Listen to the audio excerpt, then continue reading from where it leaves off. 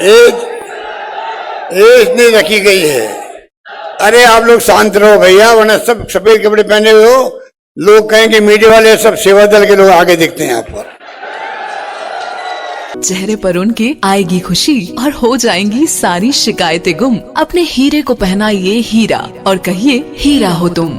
हीरे के गहनों की कीमत पर पाइए 20% तक की छूट। आज ही विजिट करें Tanishq jewellers, India motor circle, Ajmer, शिवतेरागू। राजीव गांधी युवा मित्र के मेरे दोस्तों, मुझे खुशी है कि आज एक तरफ राजस्थान डीजी फेस्टिवल हो रहा है,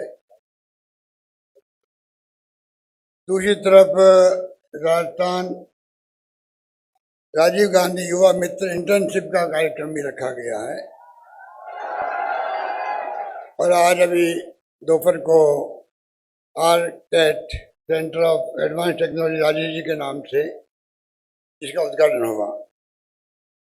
मेरे पूर्व वक्ताओं ने तमाम विषयों के बारे में विस्तार से बताया, आपको फिल्म दिखाई गई है। बहुत मुबारक मौका है और जिस प्रकार से आप सब यहाँ बैठे हुए हो, कल भी मुझे आपके बीच में बोलने का अवसर मिला था और मुझे खुशी है कि आईटी के क्षेत्र में जो राजस्थान प्रगति कर रहा है वो हमारे लिए, मैं समझता हूँ कि एक दूरदृष्टि की सोच के साथ में है। मैंने कल आपको कहा था कि पिछली बार जब मैं मुख्यमंत्री था तो 3% बजट रखा था हमने तमाम विभागों के लिए। क्यों रखा गया था? क्योंकि मेरी जो सोच थी, आज मैं मेरे लिए तमाम प्रोग्राम भावना के साथ में, क्योंकि राजीव गांधी के साथ में मेरे मंत्री बनने का, रहने का सौभाग्य मिला था। वो 40 साल की उम्र में बन गए थे प्रधानमंत्री देश के, 40 साल की उम्र। आज उनके नाम के जो प्रोग्राम हो रहे हैं और सेंटर ऑफ एडवांस टेक्नोलॉजी की स्थापना हुई है, राजीव गांधी युवा मित्र इंटर्नशिप के हमारे नौजवान साथी में इतना उत्साह है कि गुड गवर्नेंस में इनकी भागीदारी बहुत बड़ी होने वाली है, हो रही है। और फेस्टिवल के माध्यम से पूरे प्रदेशवासियों के मैसेज दिया गया है। मैं समझता हूं कि राजीव गांधी का सपना भी यही था। वो बहुत ही दूरदर्शी रखते थे। उस वक्त उन्होंने जब कहा इस मुल्क को हमें 21st सेंचुरी में ले आना है, उनके मायने ये 15 साल बाकी थे उस वक्त में नई शताब्दी प्रवेश होने के। उनका कहना यह था कि हम सब देशवासी इस कदर मेहनत करें, आगे बढ़े, जिससे कि ये मुल्क जब नई शताब्दी में प्रवेश करे इस लायक बन सके कि हम लोग विकसित राष्ट्रों के समकक्ष आने के काबिल बन सके। समकक्ष कब आएंगे? नई शताब्दी में 5 साल, 10 साल, 20 साल, 25 साल, अलग बात है। और उस लायक बन सके कि हम 21st सेंचुरी में कम से कम विकसित राष्ट्रों के बराबर आगे खड़े हो सके। रात दिन का फर्क होता है। जितनी साइंस, टेक्नोलॉजी, रिसर्च दुनिया के मुल्कों में होती है, हमें उसका लाभ मिलता है 15 साल, 20 साल, 25 साल के बाद में। आप सोच सकते हो कि कितना बड़ा गैप होता है। अमेरिका में, इंग्लैंड में, जर्मनी में, जापान में जो प्रयोग होते हैं रिसर्च होने के बाद में, वो चाहे खेती का हो, चाहे वो और किसी क्षेत्र का हो, शिक्षा का हो, टेक्नोलॉजी का हो, उसका लाभ अगर डेवलपिंग कंट्री में, जो हम भी डेवलपिंग कंट्री के रूप में रहे हैं, अगर 15, 20, 25 साल लगे तो कैसे हम उनके बराबर खड़े हो सकते? ये उनकी सोच।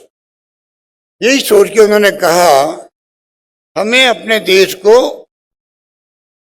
21st सेंचुरी में प्रवेश करवाना है। कुछ लोगों ने आलोचना भी करी उनकी, तो कंप्यूटर की बात वो करते थे, आईटी की बात करते थे। लोग समझते नहीं थे और लोगों का कसूर भी नहीं था। कंप्यूटर का क्या उपयोग है उनके जहन में था ही नहीं। तो आलोचना करना कई बार स्वाभाविक भी होता है, हम बुरा भी नहीं मानते। अमेरिका में सुपर कंप्यूटर था, अमेरिका वाले सुपर कंप्यूटर के लाभ हमारे देश को देने के लिए तैयार नहीं हुए। उन्होंने निर्णय किया कि हम अपना खुद का सुपर कंप्यूटर बनाएंगे। ये उनकी सोच, इस सोच के साथ में वो आगे बढ़े थे। आज हम जब मोबाइल फोन देखते हैं, इंटरनेट देखते हैं, कंप्यूटर देखते हैं, और निखिल जी ने आपको बताया होगा किस प्रकार से हम इसका प्रयोग जो है, जो महात्मा गांधी का सपना था कि जब हम आजाद हो जाएं, सरकारें बन जाए, तो जो सत्ता में बैठे हुए लोग हैं उनकी सोच देश के सबसे अंतिम पंक्ति में खड़ा व्यक्ति, उसके आंसू पहुंचने की होनी चाहिए, वो कैसे आगे बढ़े। ये भावना गांधी की थी। और हम भी चाहेंगे कि आईटी का प्रयोग जो है, ये खाली कोई पहले भ्रम था, कोई पढ़े लिखे लोगों के काम की चीज है। जानकारी बहुत कम थी, अब भी बहुत कम है कई जगह। ये तो मोबाइल इंटरनेट की सेवाओं ने क्रांति कर दी है। छोटे बच्चे भी घरों के अंदर जो है, 4, 5, 6 साल के बच्चे हैं, वो भी प्रारंभ कर देते हैं मोबाइल के माध्यम से खेलना भी, सीखना भी, ज्ञानवर्धन करना भी। तो बड़ी क्रांति हो गई है। और दुनिया के पूरे जो ब्रह्मांड है उसमें आपकी दखल हो गई है। आप सब जानकारी है, सबसे जुड़ सकते हैं दुनिया भर के लोगों से। ये क्रांति नहीं तो क्या है। किसी ने सोचा भी नहीं था कि वो वक्त भी आएगा, एक मोबाइल टेलीफोन इजाद होगा। पहले टेलीफोन क्या होते थे हम जानते हैं, 10 घंटे लगते थे जयपुर जोधपुर बात करने के अंदर, दिल्ली बात करने के अंदर। मिलता नहीं था, मिलता तो कट जाता था। ऑपरेटर अलग पंचायती करता था, उसकी मर्जी पे बात होती थी कई बार। वो वक्त भी देखा हुआ है। आज एक छोटा सा मोबाइल फोन, स्मार्टफोन जोड़ दिया दुनिया में आपको सबको। ये सपना राजीव गांधी का था। इसलिए आज जब हम लोग डीडी फेस्ट के देखते हैं यहाँ पर टेक्नोलॉजी स्टार्टअप, तो गर्व होता है कि हमारे प्रतिभाओं की कमी नहीं राजस्थान के अंदर।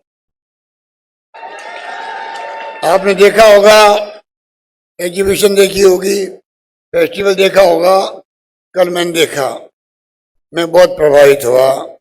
तमाम उन साथियों को, उन कंपनियों को, नौजवानों को, छात्रों को, चाहे स्कूल के स्टार्टअप हो और चाहे उन्होंने प्रयोग किया हो, मैं समझता हूं कि प्रतिभा जो है उनके अंदर छिपी हुई, जैसे खेलों के अंदर प्रतिभाओं को तराशने की आवश्यकता है। इसीलिए हम लोग अभी 29 तारीख से ग्रामीण ओलंपिक करवा रहे हैं। 30 लाख लोगों ने रजिस्ट्रेशन करवा दिया उसके अंदर खेलने के लिए। एज कोई नहीं रखा है।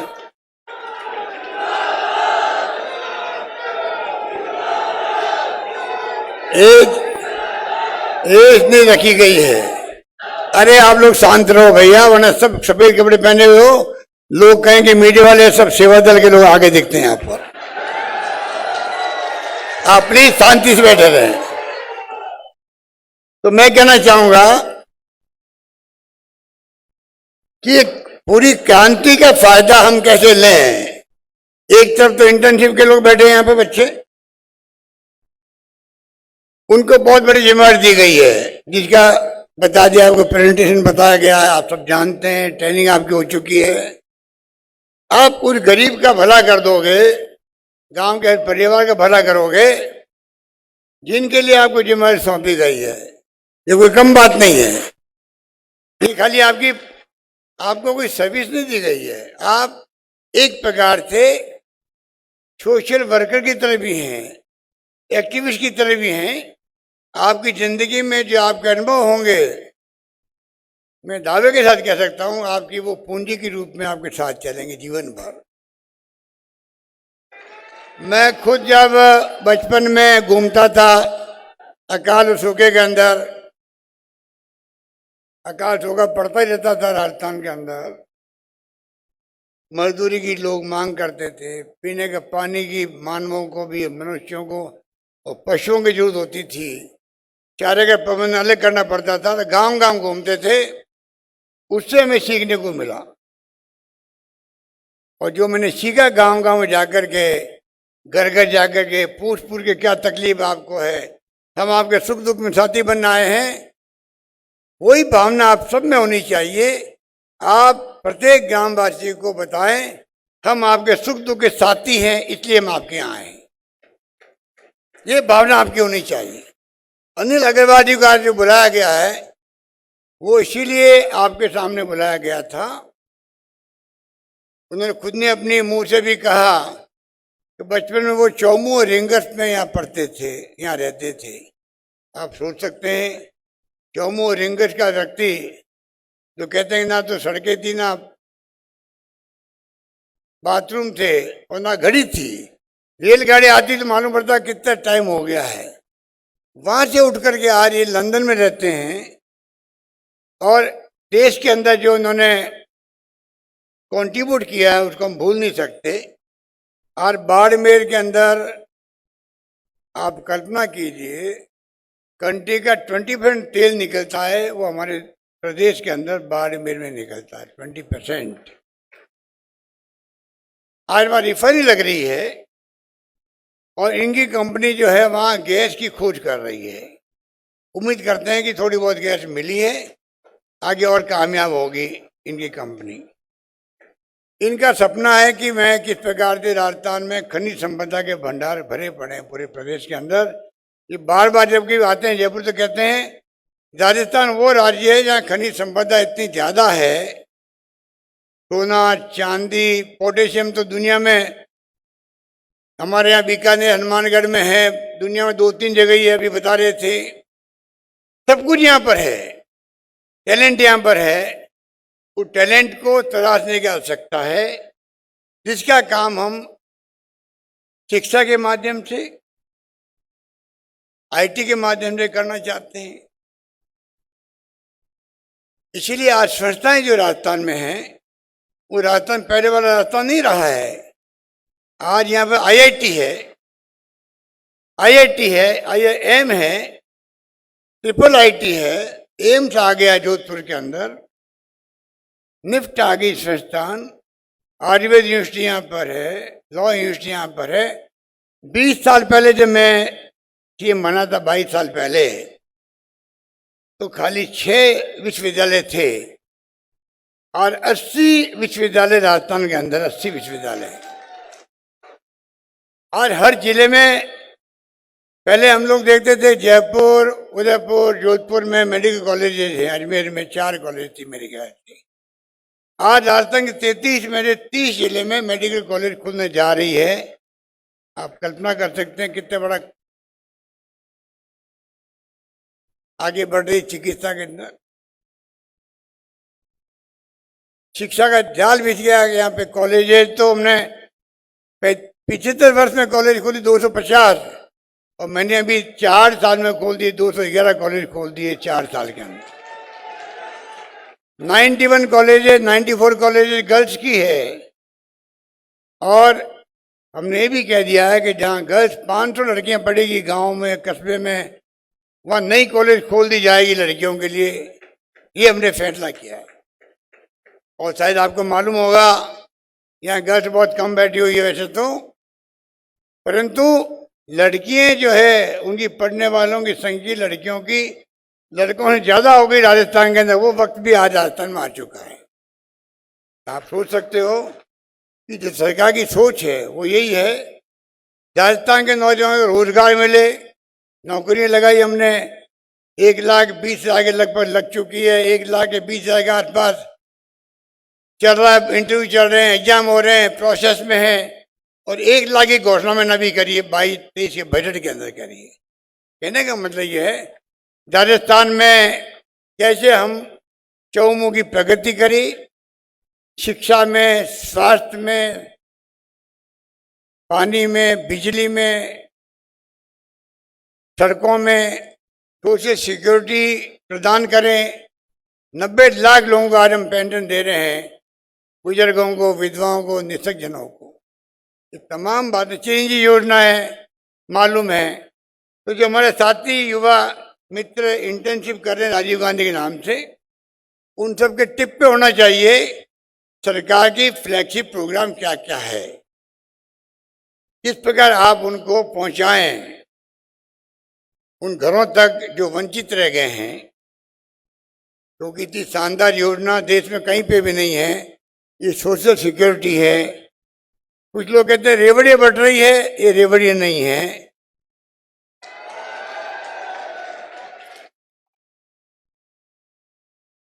किसी का इलाज करवाना रेवड़ी है क्या?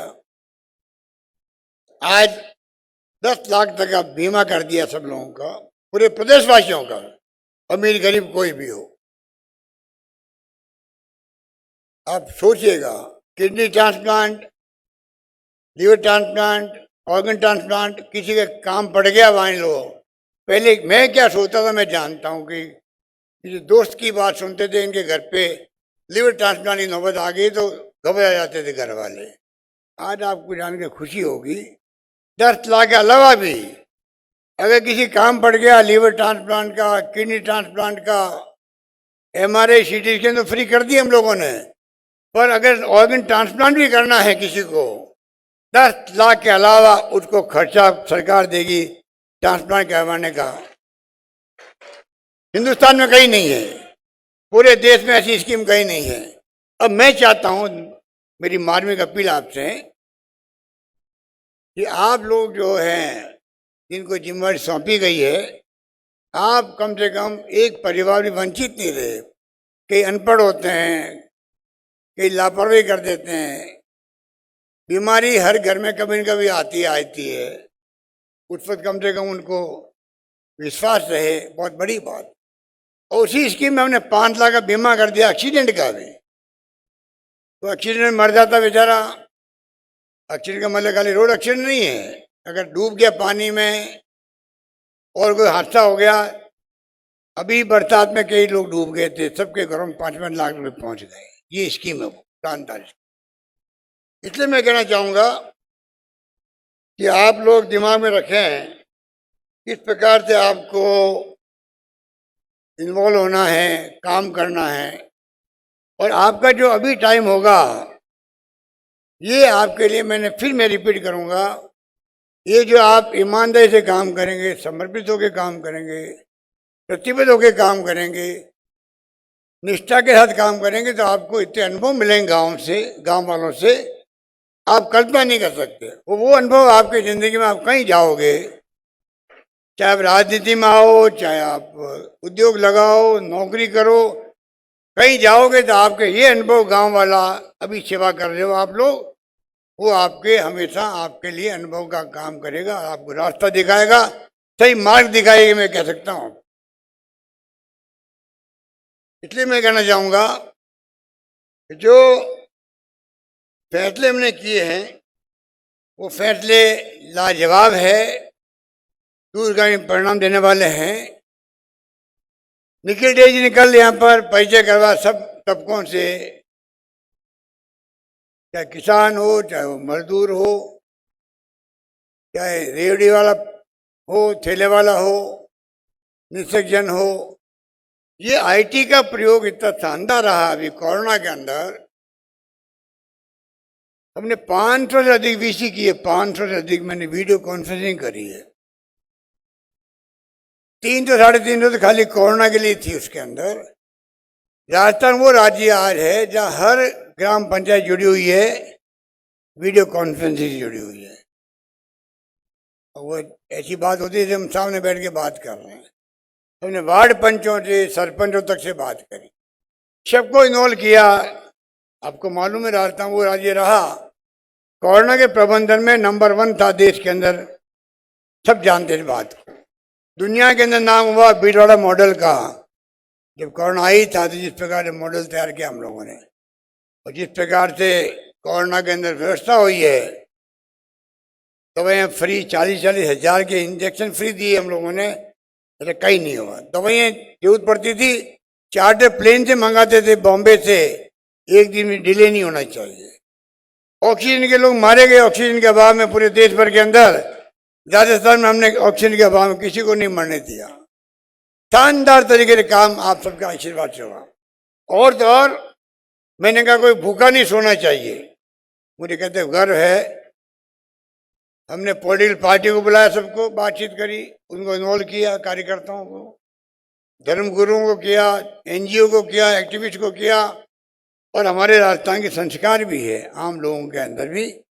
मुसीबत के वक्त में, अकाल में, सूखे में, चाहे गाय की सेवा भी क्यों नहीं करनी पड़े, पर हमारे लोग संस्कारवान हैं। राजस्थान के अच्छी परंपराएं हैं, अच्छी संस्कृति है। सबने मिलकर के एक दूसरे की मदद करी, क्योंकि लॉकडाउन में लोग घरों में बंद थे और डर भी था, पता नहीं मेरे को खुद को कोरोना नहीं हो जाए। तब भी चाहे पुलिस कांस्टेबल भी क्यों नहीं हो, हर सरकारी कर्मचारी ने, हर वर्ग ने, मैं समझता हूँ एक दूसरे की इमदाद करी। डॉक्टरों ने, नर्सेज ने तो करी थी जान हथेली पे रख के, कि डॉक्टर नर्सेज की जान भी चली गई है, पर कोरोना के मुकाबला ने बहुत शानदार तरीके से राजस्थान में किया। पर मैं जो कहना चाहता हूँ आपको, उस वक्त भी मेरे सामने एक चिंता थी। लॉकडाउन में लोग बंद हो गए हैं तो ठेले वाले, रेहड़ी पटरी वाले बैठते हैं, उनकी तो बंद हो गई ठेले वालों की। वो ठेले क्या चलाएंगे, बंद है ठेले, तो क्या खाएंगे वो लोग। कई लोग तो आप जानते हो लाभार्थी भी होते, सो जाते हैं, कहीं पे भी कई तकलीफ वाले होते हैं।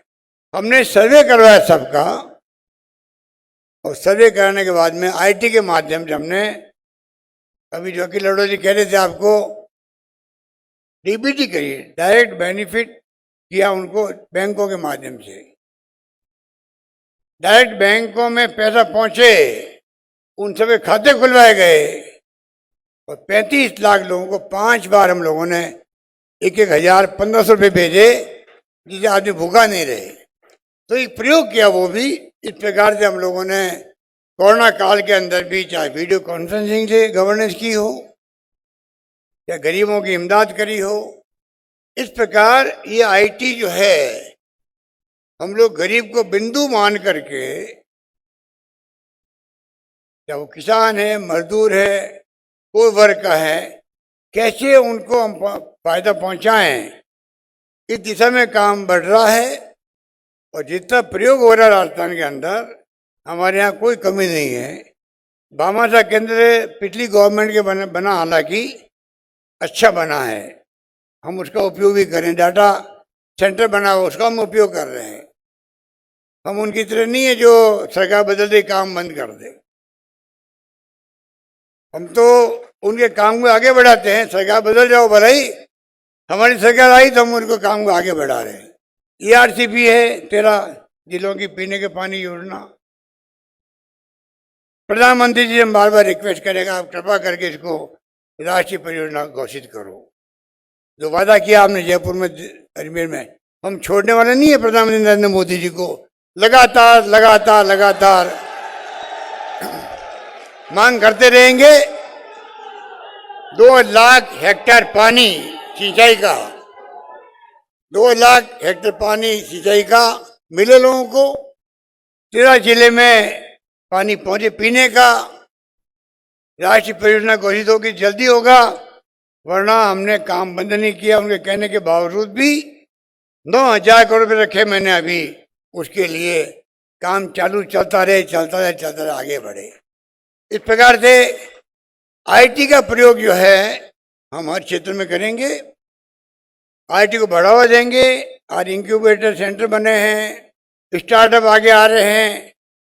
जितने नौजवान हैं, हम तो 200 छात्रों को विदेश भेजने के लिए, आपको मालूम है मैंने बजट में घोषणा कर रखी है, 200 छात्र जो साधन जिनके पास नहीं है, उनको भी विदेश में पढ़ने का सौभाग्य मिले। खाली पैसे वाले जाए वो बात नहीं है, पूरा सरकारी खर्चे पे उनको भेज रहे हैं विदेश में पढ़ाई करने के लिए 200 छात्रों को, प्रतिभावान छात्रों को। इस प्रकार से हम लोग लगे हुए हैं और मुझे खुशी है कि आज 2002 के अंदर जो लोक मित्र के नाम से हमने शुरुआत करी थी, बढ़ते बढ़ते वो ई मित्र हो गया। आज बताइए आप 80,000 85,000 ई मित्र चल रहे हैं राजस्थान में। 100 से अधिक सेवाएं दे रहे हैं वो सभी तरह की। और जो एडवांस में ई मित्र के मशीनें हैं, ई मित्र प्लस कहलाती है वो तो आप खुद सेल्फ ऑपरेट कर सकते हो और कोई तरह की इंफॉर्मेशन ले सकते हो। आप कल्पना कीजिए जिस प्रकार से आप 100 से अधिक सेवाएं अगर उसको मिलने लग जाए, जितनी स्कीम है आपकी, वो आपके लोग सेवा केंद्र में उपलब्ध हो जाए, पोर्टल के माध्यम से कल्याणकारी योजनाएं जो है उसकी जानकारी मिल जाए, बेनिफिशियरी के लिए लिस्ट पोर्टल बन जाए उनके लिए, ये तमाम काम को आगे बढ़ाया जा रहा है। और मुझे खुशी है कि सिविल सोसाइटी के लोग अभी उन्होंने खुद ने प्रोग्राम किया बिरला ऑडिटोरियम के अंदर। पूरे राजस्थान के सिविल सोसाइटी के लोग, अरुणा राय जी, निखिल डे जी, तमाम लोग आए थे। उन्होंने हमें विश्वास दिलाया है, जैसे हमारे राजीव गांधी युवा मित्र बैठे यहाँ पर, उसी ढंग से वो लोग भी राजस्थान भर में, सिविल सोसाइटी की बहुत बड़ी भूमिका है राजस्थान के अंदर। हमेशा हमने इनको प्रोत्साहन दिया है। जब मैं पहली बार मुख्यमंत्री बना था, आरटीआई पहली बार हिंदुस्तान में आई है तो राजस्थान से शुरुआत हुई थी उसकी, और वो अरुणा राय जी और निखिल डे के कारण हुई थी। उसके बाद में तो यूपी गवर्नमेंट ने कानून बना के आम जनता को जो अधिकार देने का काम किया है, डॉक्टर मनमोहन सिंह जी के वक्त में, सोनिया गांधी जी के वक्त में, जिसमें आज देखिए आप आरटीआई के अलावा आरटीई एजुकेशन गरीबों के लिए, फूड सिक्योरिटी एक्ट बन गया, 2 रुपये किलो गेहूँ, 3 रुपये किलो चावल। राजस्थान में हम 1 रुपये किलो गेहूँ दे रहे हैं। और नरेगा जो आया महात्मा गांधी के नाम से, जो अभी कोरोना में जो लाखों मजदूर पैदल चले थे हिंदुस्तान भर में, उनको बचाया किसी ने, तो नरेगा ने बचाया है। उनको रोजगार मिल गया आखिर के अंदर। तकलीफ बहुत पाई उन लोगों ने, इसमें कोई दो राय नहीं, पर आखिर में उनको रोजगार मिला, लाखों लोगों को काम मिला था। और राजस्थान गवर्नमेंट तो बहुत प्रगतिशील है, प्रोग्रेसिव गवर्नमेंट है। हमने 100 दिन की बजाय 25 दिन हमारे खर्चे से रोजगार देंगे, ये व्यवस्था हमने कर दी है राजस्थान के अंदर। एक्स्ट्रा शहरों में अलग से हमने इंदिरा गांधी के नाम से नरेगा की तरह स्कीम शुरू कर रहे हैं राजस्थान के अंदर, जल्दी शुरू होने वाली है। शहर में जो बेरोजगार हैं, मजदूर हैं, उनको काम मिलने लग जाएगा।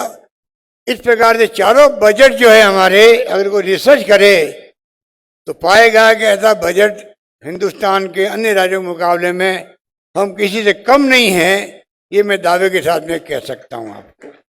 समय नहीं है कि मैं सब बातें बताऊँ आपको, इसलिए मैं आपको आह्वान करना चाहूँगा कि कृपा करके आप जो है भविष्य आप है देश के और प्रदेश के, नौजवान पीढ़ी भविष्य है, उनको चाहिए कि वो संस्कारवान जो बने हैं हमारे प्रदेशवासी, उसी रास्ते पे चलें और प्यार, मोहब्बत, भाईचारा, अहिंसा का माहौल बनाए, हमेशा रखें। क्योंकि अगर कहीं झगड़े होते हैं वो परिवार के ऊपर नहीं आता है, या शांति होती है परिवार ऊपर बढ़ता है। परिवार में भी भाईचारा हो, वही बात लागू होती है गांव के लिए भी, प्रदेश के लिए, देश के लिए। अगर तनाव है, हिंसा का माहौल है और हिंसा होती रहती है, दुर्घटनाएं होती रहती है, आप सोच सकते हो कि तकलीफ आती है प्रदेश को। हमारे पर बहुत बड़ा भार है कि हम कैसे एक व अखंड रहें, देश मजबूत बने, 75 साल का जो अमृत महोत्सव मना रहे हैं हम लोग, उसमें खाली इवेंट नहीं हो बल्कि जो हमारी उपलब्धि हैं उन नेताओं ने जिन्होंने कुर्बानी दी है, बलिदान दिया है, त्याग बलिदान किए हैं, फांसी के फंदे पर चढ़े थे वो लोग, गोलियां खाई अंग्रेजों के वक्त में, जेलों में बंद रहे थे पंडित नेहरू जैसे लोग 10-10 साल। वो उपलब्धि हमारे सामने नौजवान पीढ़ी को बताएं। और आजादी के बाद में सुई नहीं बनती थी, यहाँ पर कोई बाढ़ से आती थी। राजस्थान में बिजली 13 मेगावाट थी, आज 23,000 मेगावाट बिजली पैदा हो रही राजस्थान के अंदर हो रही। तो ये कोई ऐसे ही नहीं हो गया, जो कुछ भी हुआ है हो रहा है। आज आधुनिक भारत से हम बैठे हैं इस प्रकार से, कहाँ बिजली थी, कहाँ पानी थी, कहाँ ये टेंट थे। उस जमाने से शुरू करते करते आज पहुंचे। हमें गर्व होना चाहिए। लोकतंत्र में सरकार बदलती रहती है पार्टियों की, उसकी चिंता नहीं करनी चाहिए हमें।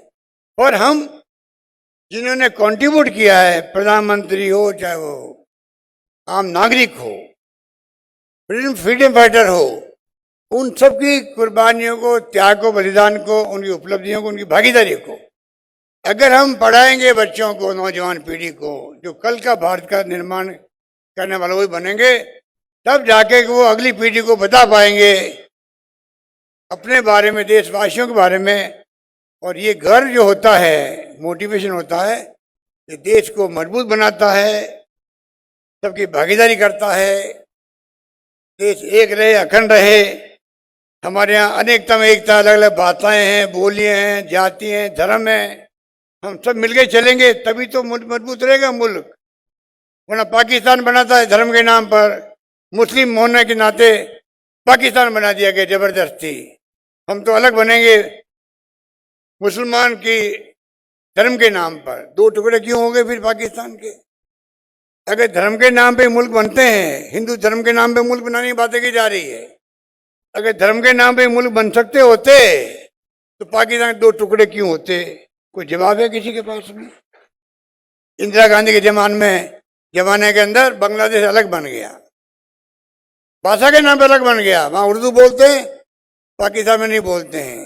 तो हमारे यहाँ तो तमिल, तेलुगु, मलयालम, बंगाली, गुजराती, पंजाबी, मराठी कितनी बोली है, समझ में आती नहीं लिखा हुआ क्या है।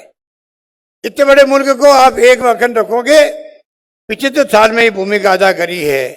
इंदिरा गांधी की जान चली गई तो इंदिरा गांधी ने खालिस्तानी बनने दिया, देश को नेश नाबूद कर दिया। बहन सिंह जी ने आतंकवादियों को खत्म कर दिया, उनको बम से उड़ा दिया गया। राजीव गांधी शहीद हो गए। ये वो मुल्क है, उसमें में गर्व होना चाहिए अमृत महोत्सव के अवसर पर। अगर हम उनको भूल जाएंगे राजनीति करने के लिए, तो मैं समझता हूं कि अमृत महोत्सव में जो फायदा मिलना चाहिए, दुनिया के मुल्कों में चर्चा होनी चाहिए। हिंदुस्तान मुल्क अपना अमृत महोत्सव मना रहा है, ये चर्चा वहां तक होनी चाहिए। और चर्चा जब होगी जब हम, जो हमारा इतिहास है शानदार, स्वर्णिम अक्षरों में लिखा हुआ है, आजादी के पहले का, आजादी के बाद का, चाहे विकास का हो, चाहे गुलामी की जंजीरों से मुक्त करने का हो, वो जब बताएंगे वर्तमान पीढ़ी को, तब जाके वर्तमान पीढ़ी आने वाले वक्त के अंदर अगली पीढ़ियों को सही रास्ता दिखा पाएगी, उसके काबिल बन पाएगी। यही बात कहता हुआ मैं आप सबको बहुत बहुत मुबारकबाद देता हूं। जिनको सम्मान मिला है उनको भी, जिन्होंने काम किया इन पूरे कार्यक्रमों में भागीदारी निभाई, पूरे डिपार्टमेंट को, IT डिपार्टमेंट को भी, और आप सबको भी, प्लानिंग डिपार्टमेंट को भी, जो हमारे युवा इंटर्नशिप बने हैं, आप सबके उज्जवल भविष्य की कामना करता हुआ अपनी बात समाप्त करता हूं। धन्यवाद। जय हिंद। धन्यवाद।